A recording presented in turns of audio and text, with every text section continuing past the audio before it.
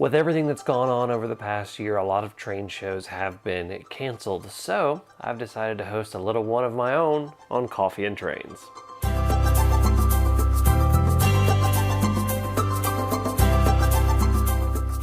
Welcome everybody. Before we begin, I'm drinking Solima Kona Coffee Blend, and as always I take it black with 2 sugars. So today I thought I'd do something a little bit fun on Coffee and Trains. A lot of us have not been able to go to train shows simply because a lot of them have been canceled over the past year. So I put a call out on my social media for pictures of your layouts and all that kind of stuff, and quite a few of you responded. And I wanted to do kind of a little virtual train show showing what some of my viewers and some of the people that I interact with the most with on YouTube have sent me to show off on their layout. So let's go ahead and get started. I'm actually going to start off with a track plan from Michael Pfister. This is his 4x8 in scale design. I think that this is a pretty cool design. It's got a lot of interesting things with it.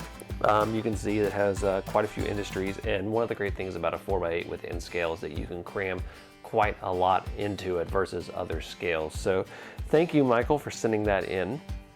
The next one comes from Clay Graves. He sent me a few photos of his layout under construction, a lot of close-ups. One of the cool ones is he photoshopped some snow over his locomotive power, his CSX power. He's also got this switcher right here, doing some work with some hopper cars right there, and then over his unfinished layout we've got a big old freight train crossing over a bridge right there. So thank you for sending in that. Next up, let's check out this picture from Mark, aka M&M Rails. Check out this picture from his layout. It is a tank car industry, and just look at the detail that's in this. This is absolutely stunning. I love when people put this amount of work into their layout and into the little details like this. This just absolutely looks amazing. So thank you, Mark, for sending that in. He's got a pretty cool YouTube channel. You can check that out in the description below. Next up, we have Ken Grimmett. He sent me a picture of his track plan as well as his layout under construction. As you can see, this is a really cool switching layout. Lots of interesting operation that you can do with this layout. Very cool shelf layout. And then here's a picture of it under construction. Still working on that, but looking good so far. Ken, that is a good looking switching layout right there. Next up, we have Richard Sturdevant, and he actually has 2 layouts that he sent me photos of. The first one is this little bitty tabletop layout, which I thought was really cool. Very small in-scale layout, and you can see that it's got a lot of detail and a lot of hard work that he has put into that. And then the second one is a bigger one that is under construction. You can see it right here, looking like it's going to be a whole lot of fun to run. So good luck with working on that, Richard. That's looking really, really good. Next one, we actually have a video from Doug, aka DC Forever, DC302, and he actually sent me in some videos. He told me I could use some videos off of his YouTube channel, so I snagged one and just wanted to show you guys. He's got a lot of interesting things on his layout. Very, very active layout, a lot of chassis power and B&O power. Just a lot of fun things going on. We'll show you a little bit of video of it right here.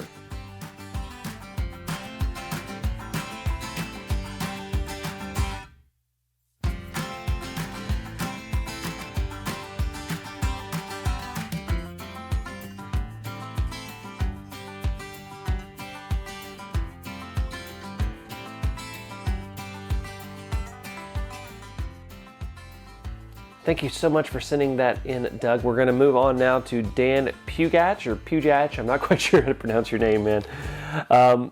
He sent me in these pictures of his switching layout that he is building. He sent me a full description of this, so we'll put up some pictures of this. It's called the Breakwater Branch, and it is an HO scale layout loosely based on the Portland and Maine in the late 70s and early 80s. It's DCC powered by a single NCE power cab. It has 2 locomotives, a main central GE UB25 from Bowser, and a main central Alco HH660 from Atlas. The layout spans 20 inches deep and it is 11 feet long, using IKEA's Ivar shelving as the benchwork and Atlas Code 100 track. The layout is broken up into 4 sections, each 20 inches by 33 inches from left to right. A harbor scene, an industrial scene, and a city scene, elevated over 2 tunnels and a country scene. Craftsman kits in various stages of completion, as well as scratch-built buildings, decorate the landscape. This point-to-point layout was designed to be an operating layout for both myself or with the assistance of my 3 boys. So very, very cool, Dan. That's looking really, really nice. That's going to be a lot of fun, and I'm glad that you're also sharing the hobby with your boys. That's something that I look forward to once my children get a lot older. Next up is Randy Dale. He has sent me a couple of photos of his L-shaped layout under construction. A lot of elevation changes in this one. Check this out. Got a lot of cool things going on. Still trying to figure out his final building placement, but just looks like it'll be a very, very fun and interesting layout to run once it is complete. And if you look really close enough, you can see a couple of my Etsy store buildings that he has purchased. So I want to thank you, Randy, for that. Looking very good right there. Speaking of Etsy store, if you guys are looking for Etsy store buildings, I'm pretty much close to sold out right now, and I'm restocking. I'm going to restart the printers literally as soon as I'm finished recording this video. So the more of those coming. Thank you, Randy, for showing me that, and thank you for purchasing some buildings.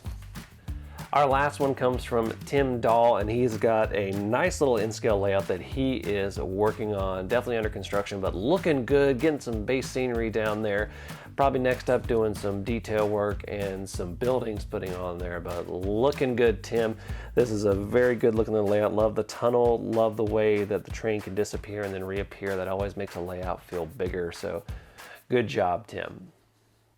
So that's my first little train show. I love showing off what you guys are doing more, even more so than what I am doing, because this is a big community and we can all learn from each other. And by seeing what we're all doing, it's just another way to pass on techniques and learn from what others are doing. Okay, let's talk about coffees real quick, and then I got a little bit of an explanation from some questions that I've gotten off of this license plate. So first of all, Brian Page, watching today with my Black Rifle Coffee Company Vintage Roast Black. I gotta try that because a lot of you are drinking that Black Rifle Coffee Company, so I'm gonna have to get some. Matt Taylor, I love your Coffee and Trains videos. When I watch them, I'm always drinking Tim Hortons Double Double. I wish that there was a Tim Hortons closer, although I do live in Krispy Kreme country because I'm from North Carolina, and so is Krispy Kreme. So, but I think the closest Tim Hortons I can think of is probably Dayton, Ohio.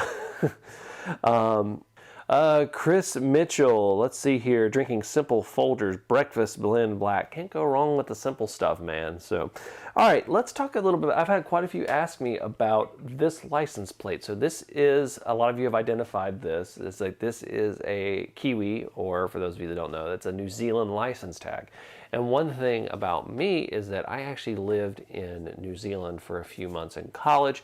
I lived in Christchurch back in the summer or winter down there of 2009. And I got to do a lot of amazing things. Got to go across the amazing country. I got to go to Wellington. I got to go to Queenstown.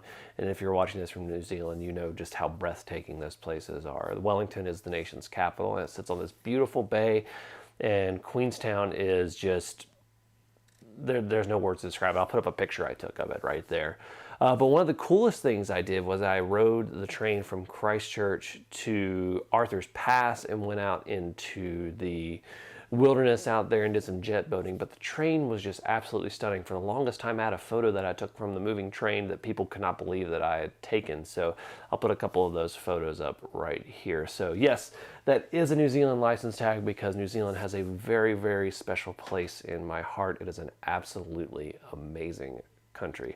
All right, guys, so that is it for today. I want to thank you all for watching. I want to say a big thank you to all of my patrons. They are listed right here. If you would like to become a patron, you can for as little as $1 a month, and you can be part of the conversation of getting new episode ideas, new Coffee and Trains ideas, and yeah, so thank you guys so much for watching. Until next time, I'm Jimmy from the DIY and Digital. Stay safe, be kind, drink some coffee, and happy railroading.